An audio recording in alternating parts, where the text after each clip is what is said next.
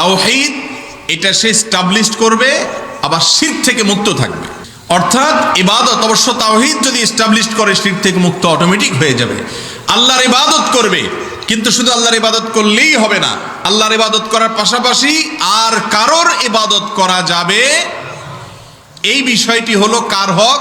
আল্লাহর হক। এটা কার হক? আল্লাহর অধিকার, আল্লাহর পাওনা বান্দার কাছে। যেহেতু আল্লাহ বান্দাকে সৃষ্টি করেছেন, অনুগ্রহ করেছেন, রহম করেছেন, অগণিত নেয়ামতের মধ্যে ডুবিয়ে রেখেছেন, এই জন্য আল্লাহ রাব্বুল আলামিনের হক হলো যে যেহেতু সব কিছু দিয়েছেন কে? আল্লাহ, অতএব গোলামি হবে কার? ইবাদত হবে তার, অন্য কারোর নয়। এটা হলো আল্লাহর পাওনা বান্দার কাছে। আল্লাহর এই পাওনাটা যদি বান্দা দিয়ে দেয় ঠিকঠাক মতো, আল্লাহর ইবাদত করে আর শরীকটা সাব্যস্ত না করে, তাহলে এবার বান্দার একটা পাওনা হয়ে যায় আল্লাহর কাছে। কি সেটা?